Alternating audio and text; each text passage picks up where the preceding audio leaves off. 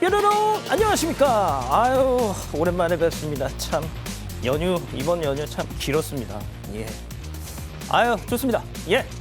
진실 추적자 사건 반장 시작합니다. 사방 가족 여러분 오랜만에 뵙습니다. 연휴 다들 잘 보내셨습니까?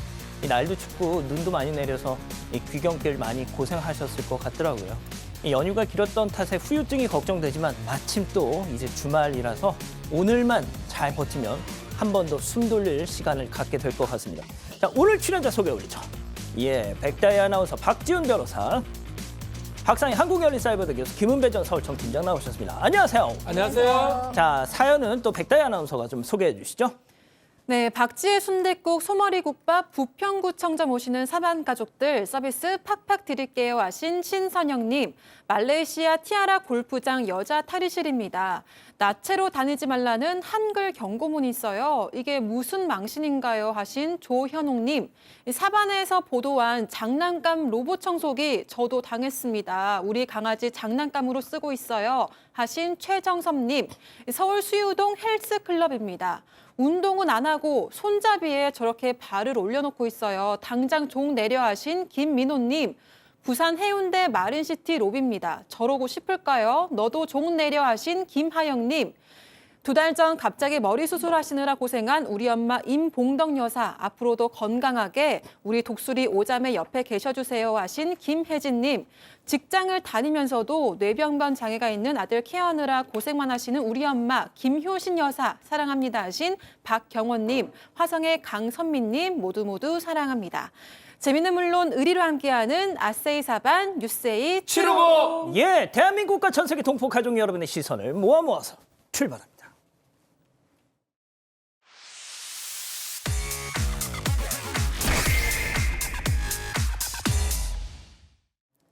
첫 번째 달려보죠. 예, 도 넘은 안전 불감증입니다.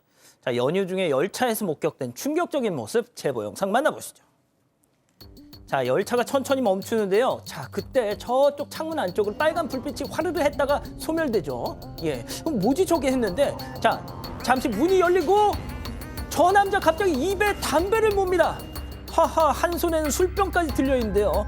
자, 지금 열차 안에서 담뱃불을 붙인다고? 승강장에서 담배를 피우고, 저거 제정신인가요, 저거? 네, 설 당일인 지난 29일 저녁 7시 반쯤에 울산역에서 발생한 사건입니다. 제보자가 역에 도착한 SRT를 보고 찍은 건데요. 수서발 부산행 열차였다고 합니다. 열차가 도착할 때부터 검게 가려진 출입문 창문 안으로 불빛이 번쩍거렸다고 하는데요. 문이 열리고 나서 웬 남성이 불 붙인 담배를 입에 물고 술병으로 추정되는 병을 들고 내렸다고 합니다. 열차에 있던 제보자 가족에 따르면요. 남성은 객실 안에서도 다른 승객들이 좀 불편해할 행동들을 했다고 합니다. 옷을 입었다가 벗었다가 하고요. 또 짐도 꺼냈다가 실었다가 하고 큰 소리로 통화를 해서 안내방송까지 나왔었다고 합니다. 이 제보자에 따르면 남성이 짐을 들지 않고 내린 걸로 봐서 목적지였던 것 같지는 않다고 하고요. 최근 비행기 내에서 화재가 발생한 사건도 있었는데 열차에서도 확실한 단속과 처벌이 필요해 보인다고 전했습니다. 지금 얘기 들으신 것처럼 연휴 때 에어부산 화재 사고도 있었잖아요. 큰일 날 짓 하고 있네, 저거. 자, 이게 이 사람이 한 30년 전에 어떤 생각을 갖고 있나요? 예전에는 기차에서 특히 저 칸에서 흡연을 했던 경우도 있습니다. 지금은 절대 불가능하죠. 철도 안전 관련된 법률이 철도 안전법에 따르면 흡연을 금지하고 있고요. 흡연했을 때 100만 원의 가태료에 처할 수 있도록 규정이 되어 있습니다. 술도 들고 있다고 하는데 음주를 막거나 할 수는 없는데 만약에 이 요원에 예컨대 승무원. 승무원의 요원 제지를 뭐 듣지 않는다 그러면 그때는 강제 하차가 가능합니다. 그렇군요. 좋습니다. 세뱃돈 도둑입니다. 자, 설 연휴 벌어진 충격적인 절도 사건 제보 영상 만나보시죠. 자, 차 옆에 선 남성 주변을 딱 휙 둘러보더니 문 열고 안으로 입장합니다. 자, 그런데 이때 일행이 오더니 사이좋게 어디로 갈까요? 차 안으로 쏙, 아유, 뭐 하는 거야, 지금? 근데 잠깐만, 봉투를 저렇게 먼저 일행이 챙겨서 빠져나오고, 저 남성도 흰 봉투를 들고 나와서는 차 문도 안 닫고 그냥 갑니다. 자, 두둑한 봉투들을 모조리 챙긴 저 두 남성. 하나, 둘, 셋, 넷 지폐를 세면서 유유 주차장을 떠나고 있는데요. 딱 봐도 미성년자로 보이는 저 두 놈. 훔쳐간 저 돈이 설마 세뱃돈인가요? 그렇습니다. 세뱃돈 120만 원 상당인데요. 지난 28일 새벽, 즉 설 명절 이브날에 그 전주에 있는 한 아파트 지하 주차장에서 벌어진 사건입니다. 당시 제보자가 차를 세워놓고 깜빡하고 차문을 닫지 않고 간 걸 본 것 같아요. 간 사이에 새벽에 저 두 남성이 차문을 열고 들어가서 차 안에 있던 120만 원 상당의 현금을 가지고 도주를 한 것입니다. 근데 이 돈은 뭐냐면은 이 남성이 사실은 자기 조카나 부모님한테 세뱃돈으로 주려고 거기 남겨놨던 거예요. 근데 깜빡한 거죠. 그때는 몰랐다가 29일 날 설 명절 당일날 와서 보니까 돈이 없어진 걸 알았던 거예요. 아하. 그래서 경찰에 신고를 했는데 저 두 남자 형법 331조의 특수절도예요. 왜? 두 명이니까 아하. 1년 이상 10년 이하 징역. 저거는 블랙박스 또 CCTV 다 보입니다. 예. 아마 저 두 사람 멀지 않아 검거가 될 겁니다. 아, 훔쳐도 세뱃돈을 훔치냐. 자, 다음 이어가죠. 무개념 식당입니다. 자, 식당에 간 배달 기사들에게 포착된 충격적인 장면 먼저 만나보시죠. 제보 영상. 자, 널찍한 식당 주방 안에 서 있는 저 여성 보세요. 그런데 한 손에 들린 거는 줄여서 전담, 전자담배. 자, 휴대폰을 보다가 입에 대더니 고질라 마냥 입에서 흰 연기가 훅 나옵니다. 에이, 전자담배는 괜찮아가 아니잖아요. 아니죠. 전자담배도 역시 담배고요. 당연히 필수 없게 돼 있고요. 주방입니다. 이 제보하신 분이 배달 기사인데요. 지난 10일 밤에 서울 송파에 있는 한 식당에 갔다가 배달하기 위해서 갔겠죠. 주방에 점원인지 사장인지 알 수 없지만 어떤 여성이 담배를 피면서 휴대전화 하는 모습이 있었고요. 그래서 영상으로 촬영을 했습니다. 너무나 어이가 없어서 촬영을 했던 걸로 보이고 이거 구청에 신고를 좀 했는데 예. 구청에서는 뭐 어쩔 수 없다. 현장에서 적발하면 몰라도 이렇게 받은 거를 단순히 행정 지도는 할 수 있지 더 이상 조치는 할 수 없다라고 이렇게 얘기를 하는데 에헤이. 그러니까 이게 납득하기는 좀 어렵거든요. 현장 적발이든 영상 찍혔으면 지금 주방에서 어떤 담배나 흡연을 하는 모습 아니겠습니까? 예. 뭐가 문제가 있어 보인다면 이 제도가 좀 바뀌어야 된다 이런 생각이 들어서 이 택배 기사가 이 영상을 제보했다고 합니다. 아, 그렇군요. 자, 이번에도 사방가족께서 제보해 주신 영상 만나보시죠. 자, 주방 안쪽에서 분주한 저 두 여성 좀 보세요. 자, 그런데 직원이 잠시만요. 허리를 푹 숙이면서 힘겹게 돈가스를 착착 써는 중. 자, 그러고는요. 옆에 있는 배달 용기에 옮겨 담는데 가만. 자, 저 도마 아래 저것은 혹시 쓰레기통? 딱 봐도 쓰레기통 같은 곳 위에 도마를 놓고 칼질을 했다고요. 자, 게다가 돈가스 썬 그 손 그대로 음식을 요리조리 담아서 포장하더니 배달 오신 기사한테 저렇게 건네줍니다. 아우, 제발 좀 왜 저러고 살아 진짜. 그러니까요. 제보하신 분은 아르바이트로 배달 일을 하고 계신 배달 기사님이에요. 저희가 이제 본 것처럼 저렇게 관악구의 한 돈가스 집에서 도마를 써는데 그 도마의 아래를 보니까 쓰레기통 같은 거예요. 비닐봉지도 이렇게 넣어져 있어요. 배달하신 분은 뭐 깨끗하게 쓰는 쓰레기통일 수도 있지만 일단 일반적인 어딨어? 상식으로는 쓰레기통인 것 같고 게다가 또 비닐 장갑도 안 끼고 맨손으로 이렇게 쓴 다음에 또 맨손으로 음식을 아이고. 넣어서 배달시켜 주시는. 그러니까 굉장히 의심스러운 건 쓰레기통도 맨손으로 음식자 썰기도 맨손으로 아이고. 포장도 맨손으로 하실 것 같잖아요. 그래서 이거는 진짜 좀 아닌 것 같다라는 생각이 드셔가지고 제보했고 조만간 지자체에 해당 사항에 대해서 문의할 예정이라고 하십니다. 아이고, 진짜 왜 저래 진짜. 좋습니다. 자, 마지막 사연으로 가볼게요. 독박 명절락입니다. 자, 집단 지성의 판단을 받아보고 싶으시다면서 제보해 주신 사연인데요. 함께 들어보시죠. 안녕하세요. 집안 제사나 차례에 일절 관심도 없는 동서가 너무 미운 40대 여성입니다. 시가는 시누이와 남편, 시동생까지 세 남매예요. 신부님이 돌아가시고 나서 제사나 차례는 맏아들인 저희 집에서 지내고 있습니다. 동생 부부는 말레이시아에 있어서 거의 10년 동안 한국에 오지 않았어요. 그래서 제사를 두 집안에서 준비를 해야 되는데 1년에 무려 7번이나 있거든요. 솔직히 점점 짜증이 나더라고요. 그래서 시누이에게 털어놨는데 동서는 아이 키우느라 정신이 없잖니 라면서 동서 편을 들었습니다. 그런데 저도 아이를 등에 업고 제사 음식 장보고 했거든요. 제 고생은 못 본 척하는 것 같아서 너무 속상했어요. 시누이랑 그렇게 몇 번 부딪힌 후로 지금은 연락을 안 하고 지내요. 명절에도 안 보고요. 그러다 보니 제사는 저희 식구들 몫이 됐습니다. 남편과 아들이 도와주기는 하지만 힘든 건 매한 같습니다. 그런데 동서는 그걸 알면서도 제사에 관심조차도 없어요. 결혼 초에는 전화로 고생한다, 미안하다 하더니 이제는 문자만 보냅니다. 제사 비용도 안 보태고요. 한 번은 필요한 게 있냐고 묻길래 제가 반쯤 농담으로 돈이 필요하다고 했거든요. 그랬더니 동서가 돈은 저도 필요해요 라고 하더니 한 푼도 보태지 않았습니다. 아무리 그래도 적어도 전화 한 통은 해야 된다고 생각하는데 그것도 욕심인가요? 아, 그렇군요. 자, 좋습니다. 기다리고 기다리셨던 부처 핸즈업 타임 유튜브 JTBC 뉴스 채널 사건반장 독립 채널에서 7천여 분의 우리 가족 여러분들 함께하고 계신데요. 채팅창에 OX를 함께 참여해 보시죠. 오늘도 역할을 저 대신 나눠서 먼저 두 분 연기해 주시겠습니다. 먼저 동서 백다희 아나운서 아주 표독스럽게 부탁해요. 상희영님, 솔직해지죠 우리? 돈 필요하다는 게 뭐가 반쯤 농담이에요? 완전 진심이구만. 물론 저도 한켠에 미안한 마음 있죠. 하지만 그 음식들, 형님네 가족들이 다 냠냠쩝쩝 하잖아요. 저희가 돈 보태면 그거 음식 뭐 말레이시아까지 보내주실 거예요? 정말 뭐가 그렇게 억울하다고 방송국에까지 제보까지 하고 짜증나. 동그라미. 동그라미? 아니요. 왜 이래요? 자, 다음 사연자 형님 박상희 교수입니다. 동서, 아니 다혜 씨, 이름이 다혜라서 자기 하고 싶은 것만 다 해? 야, 나는 외국 이민 갈 줄 몰라서 여기서 사는 줄 알아? 그래, 제사밥 우리 식구가 다 먹는다. 고생해서 상 차렸는데 밥이라도 우리가 다 먹어야지. 동서, 돈까지 거 안 받아도 돼.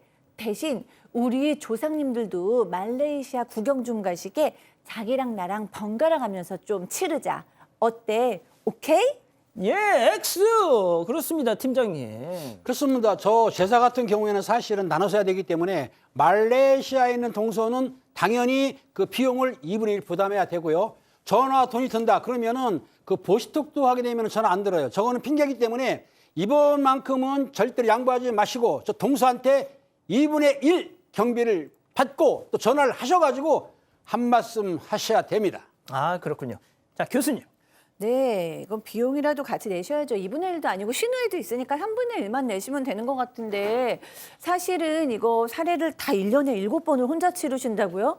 그거를 어떻게 혼자서 다 해요. 그런데다가 돈은 돈대로 다 내고 음식도 음식대로 다 만드셔야 되는데 그거를 뭐 형님이 드시는 거니까 형님이 해야 되는 건 정말 저는 말도 안 되는 것 같고 정말 비용이라도 내셔야 된다라고 생각을 합니다. 아, 박 변호사님, 네. 제가 저희 집도 이제 제사를 치르는데 저희 형들이 이제 형수님하고 다 해가지고 이렇게 오세요. 근데 저는 이제 방송 때문에 제사든 뭐든 이렇게 참석을 못하는 경우가 대부분인데, 그러다 보니까 형들이 막 저한테 엄청 뭐라고 하는 거예요. 너 돈이라도 내라고. 네. 근데 저는 제가 제 입으로 들어가는 음식이 없는데 뭘 돈을 내? 여기 비슷한 것 같아요. 말레이시아랑 비슷한 느낌이 좀 들긴 드는데 일단은 가장 중요한 것 중에 하나가 제사를 하기 때문에 내 입으로 들어가니까 먹는 사람이 비용을 부담하는 게 맞다라는 논리가 지금 좀 지배되는 것 같아요. 그건 좀 틀린 겁니다. 요즘 못 먹는 사람 있습니까? 밥 굶어가지고 제사 음식 보면 아이고 이거 오랜만에 좋은 거 먹네. 고기도 먹고 뭐 통닭도 먹고 그러지 않거든요. 제사라는 거는 사실은 조상을 뭐 생각하고 차례도 마찬가지고 그런 의미가 되는 거지. 그 먹는 거에 어떤 포인트를 맞춘 거는 제가 좀 말씀드리기 좀 그러지만 40-50년 전의 얘기입니다. 지금은 못 먹어서 제사 지내거나 이러진 않거든요. 맞습니다. 그래서 좀 드리고 싶은 말씀은 제사 음식이나 이런 걸 좀 줄이는 게 사실 맞는 것 같아요. 아주 좀 간소하게 아주 필요한 것만 좀 줄여서 차례를 지는 게 맞는데 여기서 좀 중요한 거는 예. 이 동서가 말 한마디라도 하면 되는 거거든요. 그래. 전화 한 통 하면 되고 그렇게 하면 이 형님이 화가 그렇게 나지 않을 거예요. 제사 음식 그런 얘기 쓸데없는 얘기를 하면 안 됩니다. 뭐 맛있습니까 제사 음식이?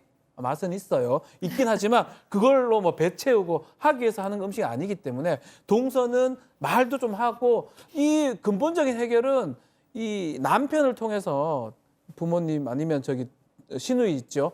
좀 해결을 좀 해야 될 것 같아요. 이거는 그냥 넘어가서는 안 될 거라고 생각이 듭니다. 그러니까 말입니다. 자, 백다희 아나운서. 네, 제가 동서 연기를 하긴 했지만 동서가 정말 너무하다고 생각을 하고요. 그리고 시누이랑 시동생도 좀 문제라고 생각을 하고 이거는 좀 사연자 남편이 좀 나서서 정리를 해주면 좋겠다라고 생각을 했습니다. 가족분들 의견도 볼게요. 키키즈님, 동서 잘못이 아니라 시댁 문제입니다라고 하셨고요. 비니비님, 남편이 이야기해야 합니다라고 하셨습니다. 그리고 리사님은 돈은 내세요, 조금이라도라고 하셨습니다. 그렇군요. 자, 사반 제보 메일과 카톡 제보 채널에선 많은 사연 제보 기다리고 있습니다. 오늘도 본방 끝나고 유튜브 라방 사반 후반 달려봅니다. 자, 이연서님 보고 계신가요? 지난 주말 이 설을 앞두고 전남 고흥군 과영면 선산에 성묘를 하러 가셨다고요? 자, 그런데 성묘 마치고 돌아오시는 길에 저렇게 교통사고 현장을 목격하셨다는 거죠. 한 할머니가 몰던 사륜 오토바이가 저렇게 전복이 된 겁니다. 바로 119 신고하고 할머니가 혹여 잘못될까 온 가족이 달려들어서 저렇게 으라차차차차차차 젖먹던 힘까지 결국 오토바이 들어 올렸고 깔려있던 할머니를 안전하게 빼내셨답니다. 가시덤불에 온몸이 긁혔지만 할머니가 크게 다치지 않아서 너무 다행이었다 하셨습니다. 귀한 일 하셨네요.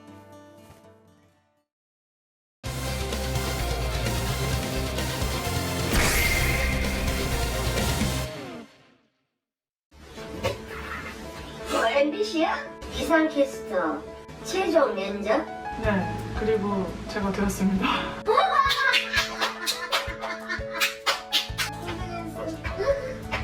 고생했어. 엄청난 경쟁률을 뚫고 MBC 기상캐스터가 된 오요한나 씨. 이후 한 인기예능 프로그램에도 출연하며 더 유명해졌습니다. 그러던 지난해 연말 갑작스러운 사망 소식이 전해졌습니다. 그리고 최근 직장 내 괴롭힘 의혹이 제기되면서 충격을 더하고 있는데요. 고 오요한나 씨에게 그동안 무슨 일이 있었던 건지 지금부터 자세하게 알아보겠습니다.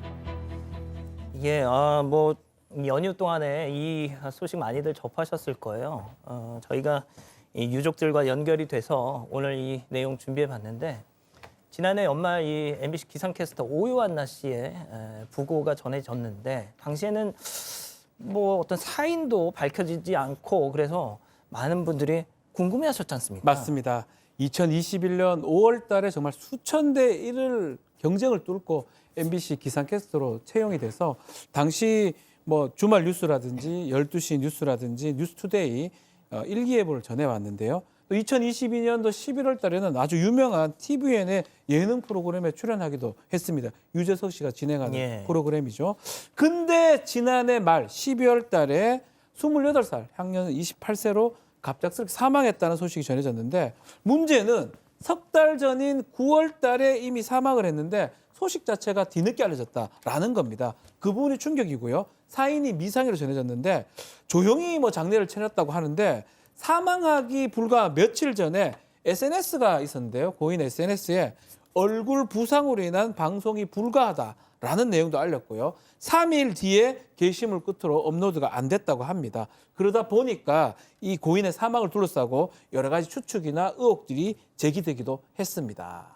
이 고인이 사망하던 당시만 해도 그냥 유족들도 구체적인 내용은 몰랐다고 하죠. 그런데 이후에 이 휴대폰 잠금이 풀리면서 어떻게 풀리면서 유족들이 그 안에 있던 내용들을 공개하면서 이렇게 세간에 알려지게 된 건데 자, 유족 측이 이제 고인과 함께 일하던 동료들을 상대로 민사 소송을 제기한 사실이 최근 보도가 됐는데 한마디로 정리하면 직장 내 괴롭힘이라는 겁니다. 네, 그렇습니다. 작년 12월에 직장 내 괴롭힘에 대해서 손해배상 청구 소송을 제기를 했어요. 그러니까 같은 직장에 있던 동료들한테 약 2년 동안 폭언을 들었고 또 부당한 지시로 인해서 고통을 받았다고 지금 유족들이 주장을 하고 있습니다. 그러니까 나중에 비밀번호, 그러니까 휴대폰의 비밀번호를 풀면서 그 안에 일기, 그다음에 뭐 유서는 원고지 17장 분량이라고 하는데요. 같이 일하던 기상캐스터들한테 받은 피해가 가득했다고 합니다. 자, 말씀드린 것처럼 저희가 이 유가족과 연락이 닿았습니다. 어렵게 당시 이야기를 좀 많이 들을 수 있었는데요.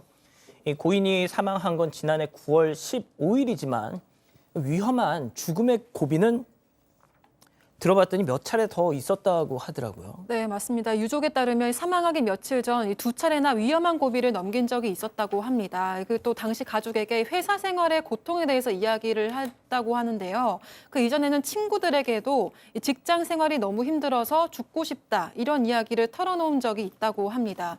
또 그동안 고인은 정신과를 10여 군데를 다니면서 약을 처방받을 정도로 고통스러운 시간을 보낸 걸로 뒤늦게 알려졌습니다.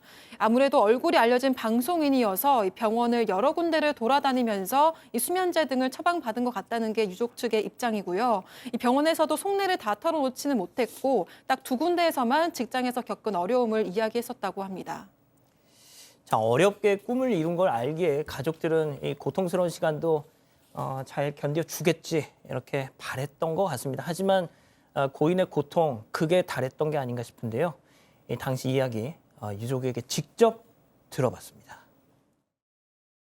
9월 6일 날 이제 한 2시경인가 전화가 왔어요, 저한테. 그 가양대구에서 뛰어내리려고 하는 거를 지나가는 할머니가 머리채를 붙잡아서 끌어내려가지고 신고를 하고 경찰이 출동해서 지금 파출소에 보호 중이다. 근데 이제 왜 죽으려고 그랬냐 그랬더니 자기 직장 힘들다. 일단 등뼈가 부러져 나올 것 같이 아프고 창자가 다 끊어질 것처럼 힘들어. 사는 게 너무너무 고통스러워서 차라리 평안해지고 싶다 이런 얘기를 하더라고요. 그래서 안 되겠다, 너 가족협동 입원해서 6개월 입원시켜야 되겠다. 자, 내일 광고 해야 된다. 광고 계약해 나서 광고 찍어야 된다. 안 죽는다. 그냥 확대 내본 거다. 자, 들으신 것처럼 지난 9월 이제 가양대교에서 뭐 그렇게 하려고 했다 이런 말씀을 지금 유가족이 하셨는데, 이 MBC가 상암동에 있지 않습니까? 저희도 사옥이 상암동인데 여기서 가양대교는 걸어서 갈 수 있는 그런 거리에 있습니다. 그러다 보니까 아마도 본인이 이제 회사에 출근해서 퇴근하던 길에 뭐 그런 행동을 하려고 했던 게 아닌가 저도 짐작이 되더라고요. 자, 아무튼 팀장님 들으신 것처럼 뼈가 부러지고 창자가 끊어질 것 같은 고통이었다. 참 되게 힘들었던 모양이네요. 그렇습니다. 상당히 힘든 세월을 보냈었는데요. 이 오모 씨 같은 경우에는 2021년 5월 기상캐스터가 된 뒤에 이듬해 3월부터 아마 괴롭힘 대상이 됐다고 들었는데요. 오모 씨가 자신을 괴롭힌 사람에게 보낸 메시지를 보게 되면 이런 소리 들을 만큼 최악인가 싶어서 내가 기상팀 존폐를 논할 만큼 잘못하고 있는 거야? 이런 내용이 담겼다고 하고요. 고인이 자필 일기장을 보게 되면 7월 16일 날 작성된 일기에는 뭐라고 써있냐면 억까 미쳤다. 그러면서 상대가 자신을 억지로 괴롭혔다는 내용을 담으면서 말투가 너무 폭력적이다. 진짜 열받음. 이런 걸 쓴 걸로 보면 본인이 상처를 많이 입은 것으로 보입니다. 자, 도대체 고인을 이렇게 고통스럽게 한 그 괴롭힘의 실체 대체 어느 정도였던 걸까요? 체크포인트 짚어보죠. 자, 분장실의 왕 언니입니다. 과거 한 개그 프로그램 코너 이름과도 좀 비슷해 보이는데 마치 기상캐스터들 세계가 그랬다는 겁니다. 유족 이야기 이어서 들어보시죠. 자기들끼리 만든 단톡방이 싸가지 없는 이렇게 옷 조심해서 입으라고 했는데 말 나차 안 듣고 대대체 싸가지가 없어. 애들 우리 후배라고 취급하지 말자 그러면서 우리 아침 방송 막 술 냄새 나고 씻지도 않고 와가지고 그래서 또 이제 갑니다. 완전 미치는 거죠. 쌍으로 미쳤다 쟤들 이렇게 얘기하죠. 그러니까 마치 그 개그 콘서트의 그 분장실의 왕언니 같은 그런 분위기더라고요. 그러니까 뮤퀴즈를 나간 뒤에 이제 이게 도화선이 돼서 모두의 지시를 받게 되는 대상으로 바뀐 거예요. 자, 지금 이제 그 유족이 고인의 휴대전화에서 나온 내용을 이렇게 어떻게 보면 대독한 그런 상황입니다.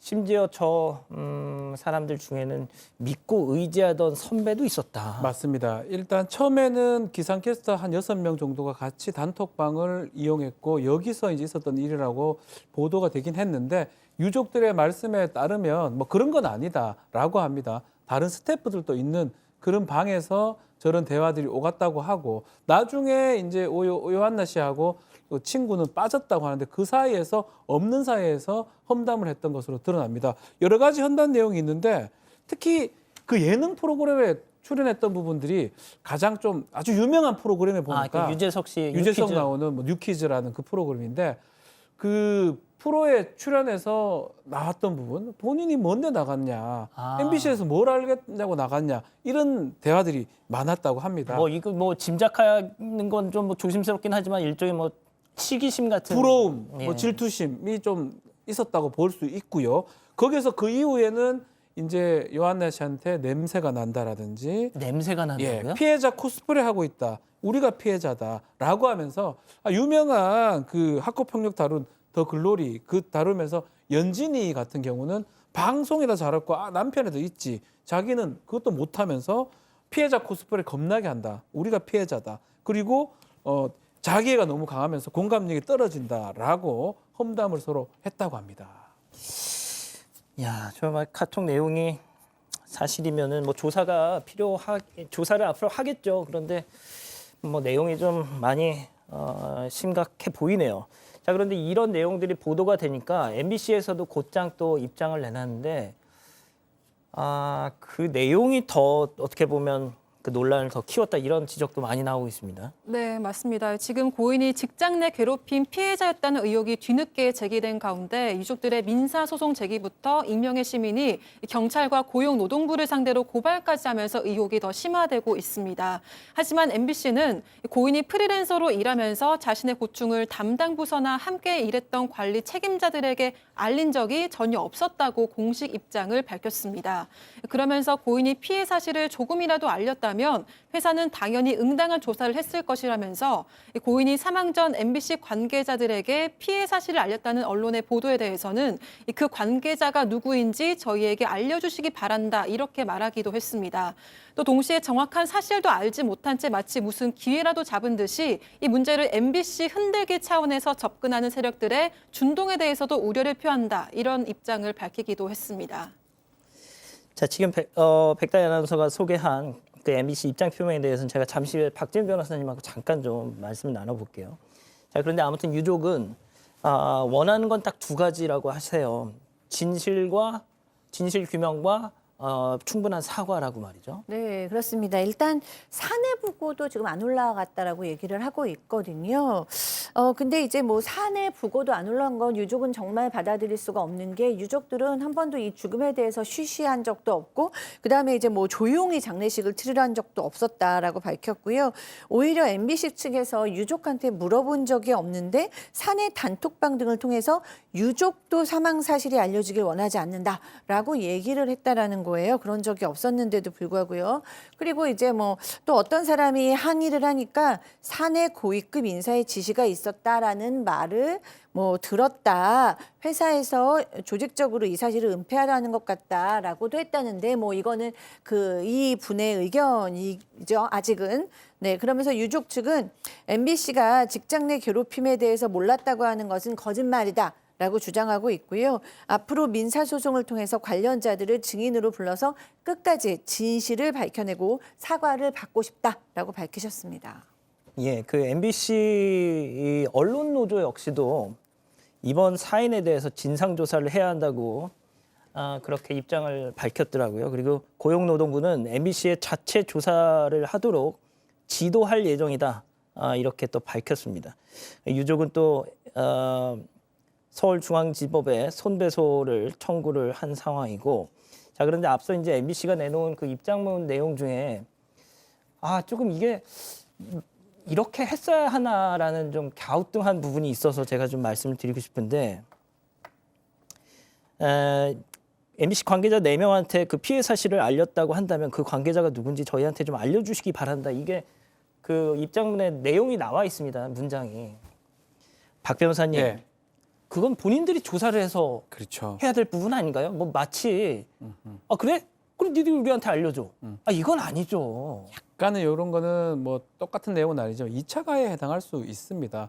어쨌든 간에 그렇게 만약에 인과성이 있다고 하면 그 조사의 책임은 회사나 MBC에서 지금 해야 될 부분이고요. 찾아내라, 알려달라라고 얘기하는 거는 뭔가 책임을 면피하는 것처럼 보이기도 하고요. 또 피해자에게 두 번째 피해를 가하는 걸로 봐야 될 것 같거든요. 그래서 2차 가해라고 표현할 수 있을 것 같고요.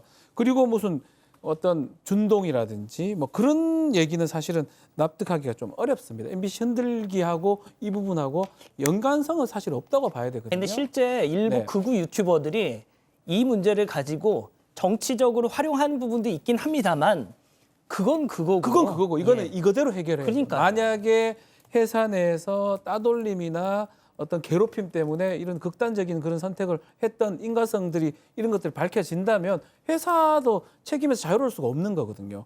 그게 뭐 준동이든 뭐든 그는 유튜브에서 얘기한다고 하더라도 그렇죠. 밝힐 거는 밝히고 얘기를 해야 하고 분리해서 대응을 해야 되는데 뭔가 합쳐서 대응하는 부분 아마 앞으로는 좀 잘 대응해야 되지 않을까 생각을 해봅니다. 예. 그 세력들의 준동 이런 표현은 들어가 있었는데 정작 그 입장문에 뭐 고인의 명복을 빈다든지 정작 그런 표현은 하나도 없었다. 그래서 정말 보수 언론이든 진보 언론이든 양쪽에서 많은 지적을 받고 있더라고요. 자, 일단 첫 번째 사건 정리하고요. 두 번째 사건 이어갑니다.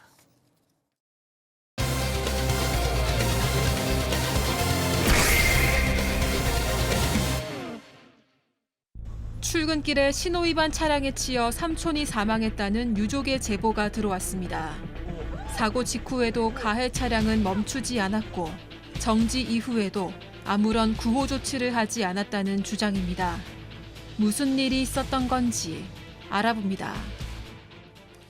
자, 이번 사건 설을 앞두고 한순간에 또 가족을 잃은 참 가슴 아픈 제보 사건입니다. 이른 새벽 출근길에 봉변을 당하셨다고요. 네, 맞습니다. 사건은 지난 20일 오전 6시 40분쯤 경남 거제시의 한 대형 조선업체 인근 도로에서 발생을 했습니다. 이 사고 영상은 3차선에 있던 차량 블랙박스에 고스란히 담겼는데요. 당시 블랙박스 영상에는 이른 시간임에도 많은 사람들이 보행자 신호에 맞춰서 횡단보도를 건너는 모습이 담겨 있습니다.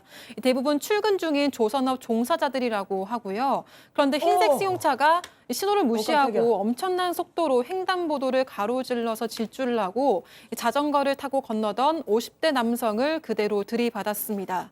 이 피해 남성은 횡단보도에서 훨씬 벗어난 곳에 떨어졌고 헬멧을 착용하고 있었지만 머리 쪽에 심각한 부상을 입었습니다.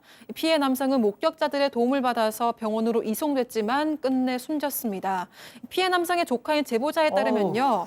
이 삼촌인 피해 남성도 이 조선업에 종사했고 출근 중에 봉변을 당한 거라고 합니다. 또 이미 심한 뇌출혈로 현장에서 숨을 거둔 상태였다고 전했고요. 또 이 사고로 네팔 출신의 30대 남성도 경상을 입었습니다. 아, 제가 보통 이런 영상이 있으면 미리 보지 않습니다. 저도 방송에서 우리 가족 여러분들하고 함께 보면서 좀 같이 반응하려고 저도 방송 전에는 가급적 이런 자료 영상, 준비된 영상을 보질 않는데 와, 좀 너무 충격적이네요. 자, 아무튼 이 당시 사고 현장에 있던 목격자의 얘기 한번 들어보시죠. 제가 그 횡단보도 앞에 딱 서 있는데 정말 눈 깜짝할 사이라는 말도 짧을 정도로 차가 앞을 지나간 거예요. 그 정도 속도가 빨랐다는 얘기인 거죠? 네, 너무 놀라가지고 순간 거기를 아시는 분들은 그 앞에 그렇게 속도를 빠르게 내고 지나갈 수가 없는 데거든요. 워낙 자전거로 출퇴근한 사람, 걸어온 사람, 컴버스로 온 사람 많기 때문에 출근하시는 노동자 한 분이 저 차 음주 차량인 것 같다. 빨리 112에도 신고하라면서 출근하시면서 저한테 그 이야기를 해서 음주거나 이런 일이 아니면 상상이 안 되는 일이거든요.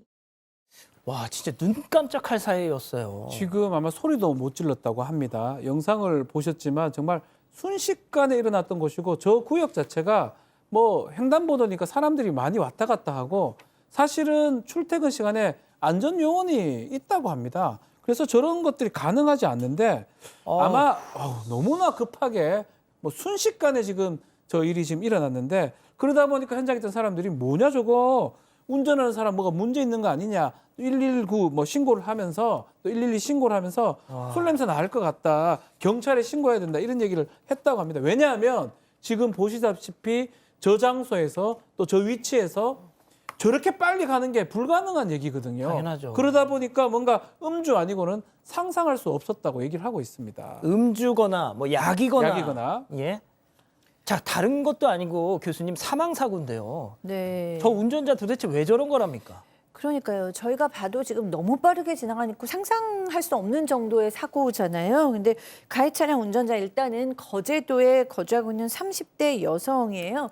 저 사고가 났으면 깜짝 놀라서라도 이렇게 중간에라도 어떻게 서야 되는데 거의 뭐 100m 가깝게 70m가 넘게 가서야 멈췄고 그 멈춘 것도 본인이 멈춘 것이 아니라 사고 현장에 있던 시민들이 이제 서라 그러니까 선 거라고 합니다. 그 영상 그런데 다시 한 번만 좀 보여주실래요? 네, 차 안에서 또 나오지도 않고 오래 앉아 있었다고 해요. 뭐 여기까지는 놀라서 자기도 그럴 수 있었다고 친다고 하는데요. 지금 교수님 말씀해 주시니까 저도 보면서 느낀 게 저 네. 사고 직후에 차가 쓰질 않고 그냥 쭉 가요, 계속. 그러니까요. 보통 자, 저렇게 보세요. 되면 하면 놀라서라도 이제 사실은 차가 덮치는데 네. 예, 일단 저희가 그러고- 편집을 했고 네.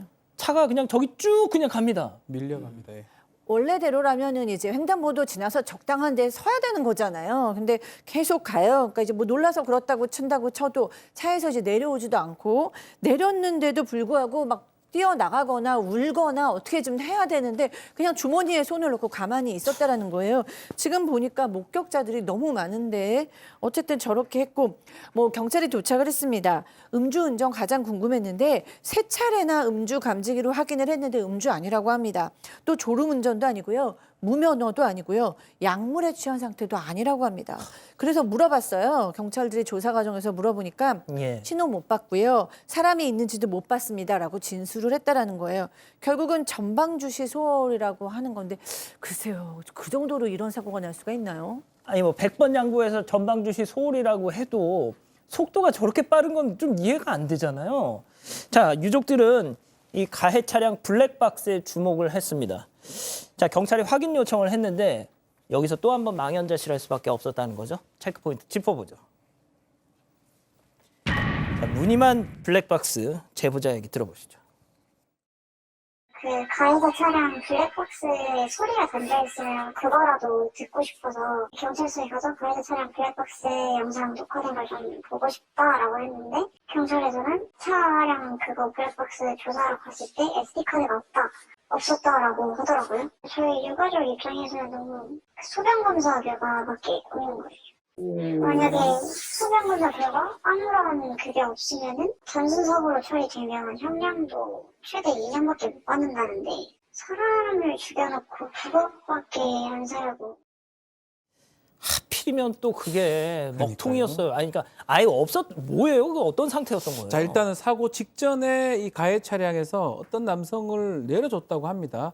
그래서 지금 유족 측 입장에서는 혹시나 그 사람하고 뭐가 갈등에 의해서 이런 사고를 낸 게 아니냐, 뭐 추측되는 또 의구심이 드는 부분이 하는데 가장 그런 거 확인할 수 있는 방법은 블랙박스입니다. 그 안에 대화 내용이 다 들어있거든요. 예. 뭘 화를 낸다든지 뭐 이런 것도 나온다든지 아니면 졸았다든지 다 나오기 때문에 문제는 블랙박스가 있긴 있는데 그 블랙박스에 음성이나 영상이나 이걸 좀 확인해보자. 특히 음성을 좀 확인해보자고 얘기하니까 제보자 얘기에 따르면 블랙박스에 그 카드가 없었다고 합니다. SD 카드가 있어야지 그 카드를 통해서 음성이나 영상 같은 것들을 볼 수가 있는데 그 SD 카드가 저장 장치잖아요. 그렇죠. 옆에 꽂든 밑에 꼽든지 하는 건데 그게 없으면 사실은 뭐 확인할 수가 없는 거고 그냥 빈 깡통 블랙박스로 보는 게 맞거든요. 그래서 이 제보자나 유족 입장에서 봤을 때는 혹시나 처음부터 없이 블랙박스를 갖고 댕긴 건지 아니면 이번 사고를 기화로 그것을 뺏는 건지 그것은 잘 모르겠다. 의심된다라고 할 수 있는 상황이고 특히 지금 사고가 너무 어처구니 없으니까 체열 검사 좀 해야 되는 거 아니냐. 예. 근데 문제는 음주 반응 검사에서 음주가 아니게 나왔기 때문에 체열 검사는 그 사람이 선택하는 거 방지를 못 합니다. 그래서 거부를 했다고 하고요. 그리고 체열 검사도 못 했다고 합니다. 자, 팀장님, 근데 지금 이 가해 운전자가 불구속 상태라면서요? 그렇습니다. 경찰에서 가해 운전자를 교통사고 특례법상 치사 혐의로 불구속 입건을 했는데 경찰에서는 도주 우려 없고 증거 인멸 의료가 없다고 보고 있는 거예요. 그런데 이 제보자 측에서 지금 가장 중요하게 생각하는 것은 지금 체해를 못했어도 소변 채취를 했어요. 소변을 국가수로 보내면 거기에 약물이라든지 마약 성분이 나올 수도 있는데 문제가 있습니다.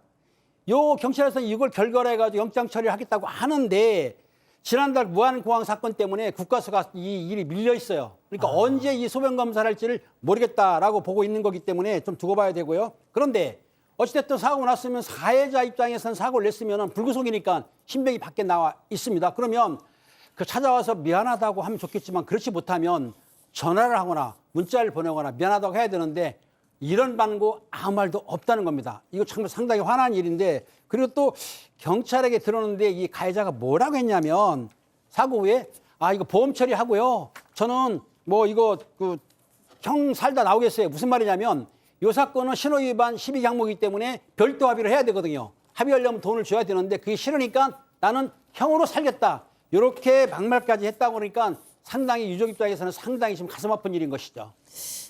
교수님 참 이게 그냥 몸으로 때우겠다라는 얘기를 그러니까 사과도 않는 거잖아요 지금. 그러니까요. 일단 어떻게 돼도 사과부터 하셔야 되는데, 네, 지금 유가족은 너무 피눈물밖에 흘릴 수가 없는 거예요. 왜냐하면은 이 삼촌도 열심히 일하시는 분이라서 홀로 떨어져서 거제도에서 열심히 일했다가 정말 오랜만에 가족들을 만나기로 다 약속이 되어 있던 상황이라고 합니다. 이런 황당한 사고로 한순간에 삼촌을 잃어서 너무 황망한데 경찰 조사를 기다리고만 있어야 되는 것이 정말 답답하다고 하셨고요. 도대체 음주도 아니고 약도 안 먹고 이런 사고가 났다는 게 믿어지지 않는다고 하시면서 제대로 된 경찰 조사를 통해서 사고 원인이 정확하게 밝혀지고 가해 운전자가 정당한 처벌을 받았으면 좋겠다라고 강조하셨습니다. 유족께서 이 억울함이 좀 많은 분들에게 좀 알려지길 원하는 그런 심정에서 고 윤정식님의 저렇게 영정 사진을 공개해도 좋다라고 저희한테 전해주셔서 저희가 저렇게 준비를 했습니다. 자, 두 번째 이렇게 정리하고요. 별별 상담소 이어갑니다.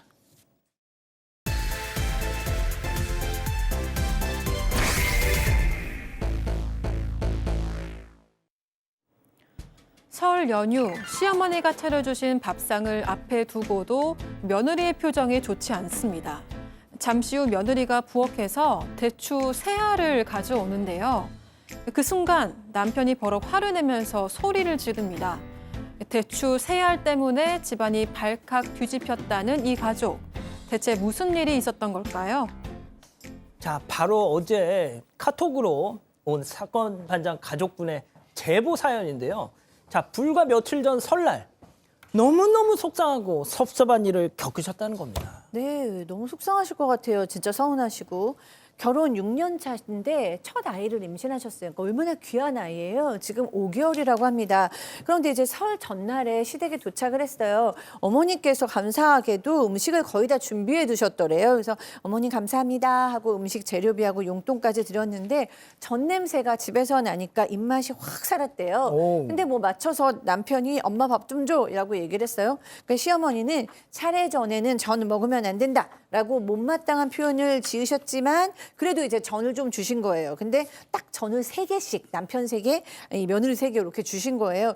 근데 지금 이 며느리 임신 중이잖아요. 예. 5개월 됐잖아요. 얼마나 입도 끝나고 이제 맛있는 게 많이 땡길 때거든요. 맞아. 그러니까 어머니 전 2개만 더 주실 수 있어요? 라고 얘기했더니 갑자기 시어머니께서 세상에 차례전에 전 먹는 집이 어딨냐면서 나아가서 니네 집에서는 그런 것도 안 가르쳐 주더냐? 라고 얘기하시면서 버럭 화를 내시고 안 주셨다고 합니다. 아유, 야, 니들 집에선 그런 것도 안 가르치냐? 이런 말씀 좀 며느리들 면전에서 하지 마셔. 그래도 임신한 며느리인데. 자, 그런데 이게 끝이 아니었습니다. 실제 사연 제보자의 얘기 들어보시죠. 후식을 먹고 싶어. 어머니, 세 알만 먹어도 이거 돼요? 이랬더니 원래 먹으면 안 되는 건데 먹어라 이러더라고요. 그리고 신랑은 엄마 먹으면 안 되는 거를 왜 먹으라고 하냐고 이러면서 큰 소리를 치는 거예요. 저한테. 원래 차례도 전에 음식을 먹으면 안 되지 않냐. 복 받으려고 한 건데 복도 못 받게 생겼네. 그래서 임신한 아내가 대추 고작 3알 그거 좀 먹겠다는데. 뭐 임신 안 해도요. 그 뭡니까 그게. 어쨌든 맞아. 전을 좀 먹든지 하든 뭐 안 하든. 고기를 먹든지 뭐를 먹든지 뭐가 상관이 있냐 싶은데 5개월 차 임신을 한 사람입니다. 거기에다가 전 3개를 먹었잖아요. 입맛이 돌 수밖에 없어요. 군침이 막 돌고 하는데 딱 돌아다니다 보니까 대추 같은 게 보이잖아요. 그 사람이 본능상 전 먹다가 대추가 땡길 수밖에 없거든요. 진짜? 그래요 보면. 그게 합이 밤 맞나요? 대추 이런 게 땡겨요. 진짜? 전 먹다가. 약간 느끼한 기름기. 느끼하니까. 예.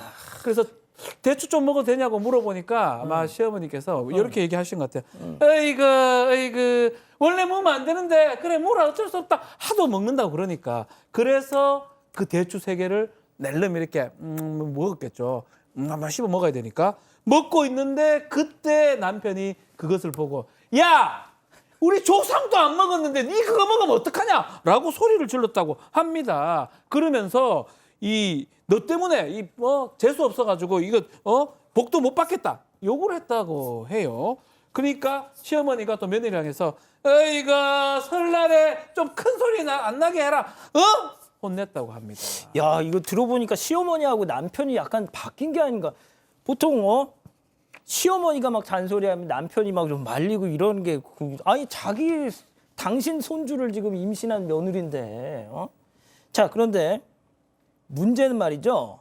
그 지금 채팅창에 보니까 우리 가족 여러분들 우리는 차례 전에도 먹는데 왜 그러지 막 이러신 분들도 계시는데 자, 집안마다 다를 수 있어요. 그런데 문제는 이 남편과 시어머니의 내로남불이다. 네, 사실 시누이도 그때 임신 중이었거든요. 근데 시가 근처에 살고 있어서 명절 전날에 미리 와 있었다고 합니다. 그러다가 이제 배고프다면서 시누이도 자연스럽게 전을 꺼내 먹은 거예요. 근데 시어머니랑 남편이 아무 말도 하지 않았던 거죠. 그래서 여전히 남편에게 시누이는 먹는데 왜 나는 안 되냐, 사람 차별하는 거 아니냐 이렇게 물었더니 남편은 계속 시누이 편만 들었던 겁니다. 너랑 내 동생이 같아? 내 동생은 입덧이 심해서 전이라도 먹어야 한다 이렇게 얘기한 거예요. 또 제보자가 나도 똑같이 임신했고 힘들어 이렇게 울컥하니까 시어머니가 또 이걸 듣고는 버럭하신 거죠. 그만 좀 해라. 그렇게 먹고 싶으면 이 전 다 먹어. 이렇게 화를 내셨다고 합니다. 팀장님, 이 남편이란 양반이 이거 좀 나쁜. 아니 자기 여동생보다 자기 와이프를 챙겨야지. 당연한 겁니다. 이렇게 서름을 받았던 며느리가 사실은 설 연휴 마지막 날 30일 날이죠. 친정을 갔습니다. 친정은 내 편이지 않습니까? 친정에 갔더니 친정 부모님들이 어이구 우리 딸 왔어 하면서 이것저것 먹이면서 소갈비까지 구워주셨어요. 근데 소갈비를 맛있게 먹다 보니까 소갈비에 기름이 껴있던 거야. 그러니까 이 며느리 입장에서 볼 때는 기름을 좀 뺐죠. 뺐더니 이거 웃깁니다. 왜냐하면 그 순간 남편이 장인 장모 앞에서 여성에게 딱 때리는 거 있죠. 밤을 때리면서 하는 말이 뭐라 하냐면은 그걸 다 먹어야지 아까 왜 버려. 아니 이게 말이 됩니까? 친정 부모 앞에서. 그러니까는 친정엄마 깜짝 놀라가지고 자네 왜 우리 딸을 때리나 그랬더니 이 남편이 뭐라고 했냐면은 뻔뻔하게도 골고루 먹어야 아기가 좋아요 라면서 큰소리 쳤다고 하는데 이런 큰소리를 치는 남편이 친정 가서 즉 자기 처갓집 가서 이 큰소리 치는 남편이 없습니다. 잘 보여야지. 이 남편 씨암탉 잡아주는 건 고사하고 내가 장이라 한다면은 이거 용서를 못합니다. 만약에 우리 팀장님 사위분이 만약에 내 눈앞에서 저랬다 그러면 참교육하시는 겁니까? 그렇죠. 요거는 딱밤이 아니고 주먹으로 그냥 참교육시키겠습니다. 예, 사위를. 그러면요. 알겠습니다. 자, 시가에서도 친정에서도 정말 충격적인 이런 수모를 겪었다는 사연자분. 지금이라도 제대로 한번 따져보고 싶다 하셨는데요. 자, 이 남편 역할은 박지훈 변호사, 아내 역할은 백다희 아나운서, 그리고 이 시어머니 박상희 교수 열연해 주십니다. 별별극장 레디 액션! 정말 해도 너무한 거 아니야? 왜 자꾸 사람 밥 먹을 때 건드려? 아이 소갈비 지방이 제일 맛있는 거 그거 모르나? 그 아까운 걸 왜 또 먹노? 그거는 내 먹으면 되잖아. 날 그렇게 아끼고 신경 써주는 거면 왜 대추 새알을 안 줘? 아하이 참. 어느 집에서 차례 전에 명절 음식을 미리미리 먹니? 너네 집에서는 그런 것도 안 가르치니? 그러게. 아니 어머니 차례 지낼 것만 따로 빼서 먹어도 되잖아요. 그리고 저 홀몸도 아닌데 진짜 너무하세요. 아이고 땡땡땡땡! 어디 조상님도 드시기 전에 네가 그걸 먹노? 복 받으라고 음식을 한 거잖아. 네 때문에 부적 다 탔다 야. 아이고 우짤래 망했다. 좋습니다. 자, 지금 믿기지 않으시겠지만 설 이미 지났잖아요. 그런데 지금 이 시간에도 이 사연자 아내분과 남편 냉전 중이랍니다.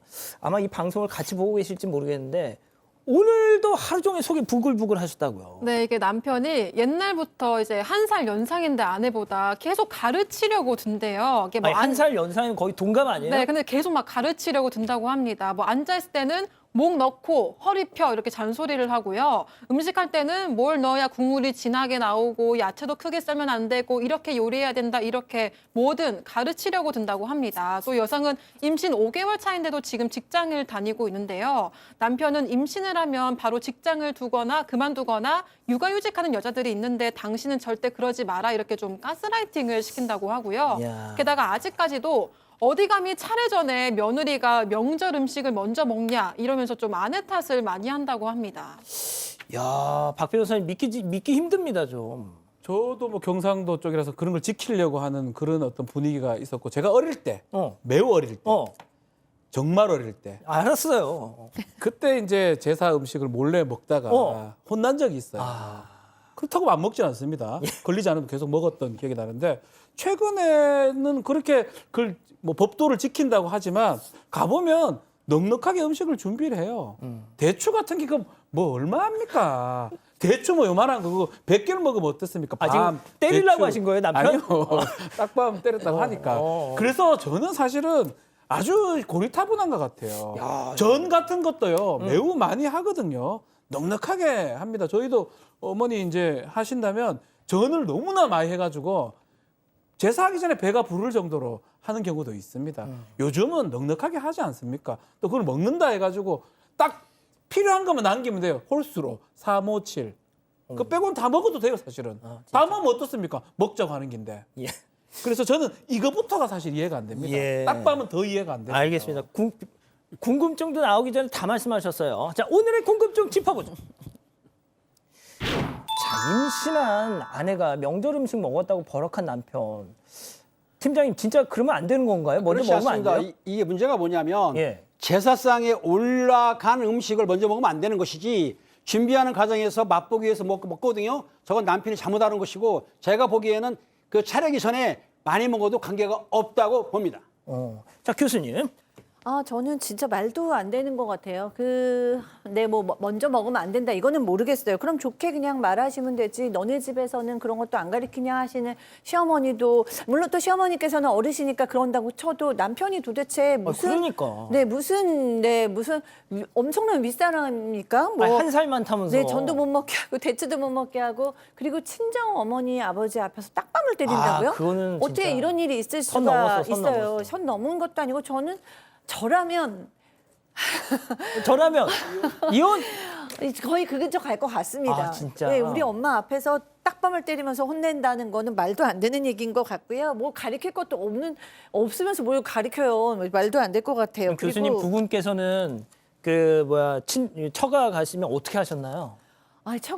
혼자 있을 때는 잔소리를 할 수 있죠. 하기도 하고. 근데 우리 엄마 앞에서는 저도 공주 같은 딸 아니겠어요? 그러면 잘한다, 뭐 먹어라 이렇게 얘기를 하는 게 대부분 다 남편들이 그렇게 얘기하죠. 어떻게 친정오빠 앞에서 딱밤을 때린다는 얘기예요. 그건 말도 안 되고요. 지금 냉전 중이라고 하셨는데 저는 여기서는 뭐 기싸움으로 이겨야 된다라는 게 아니라 예. 내 존재가 소중하고 내 존재는 당당하기 때문에 거기서 뭐 굉장히 애원하려고 하지도 마시고 너무 참지도 마시고 맞지도 마시고 징징 이렇게 울지도 마시고 당당하게 감히 내가한테 그러지 못하도록 딱 엄격하게 나가야 될 것 같습니다. 예. 자, 박 변호사님 마저 말씀해 그 주세요. 얘기는 했으니까 예. 그 음식은요 그 법도도 아니에요. 뭐 잘 모르고 뭘 복 나가요. 극하면 복 나가는 거고 그 얘기는 했으니까 치우고요. 예. 소갈비 얘기를 좀 더 해보겠습니다.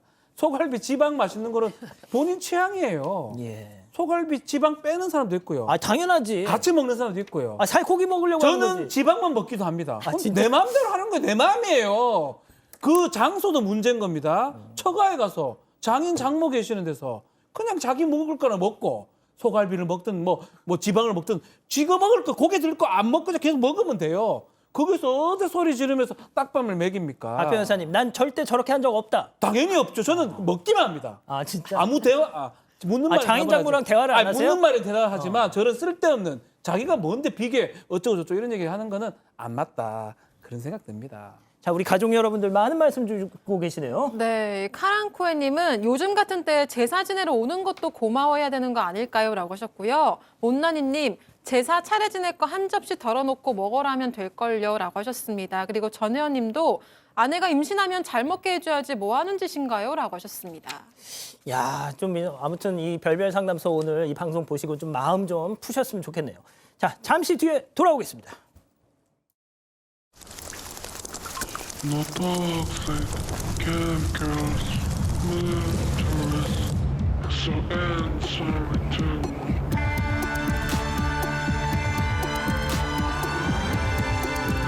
여기도 콘드로이친, 저기도 콘드로이친. 비슷비슷한 이름들에게 따라할 수 있는 건 비슷한 이름, 딱 거기까지. 다양한 국가에서 연구된 관절 연골 건강지표 개선 확인. 이 정도는 담아야 이름값 하는 콘드로이친. 관절엔 콘드로이친 1200.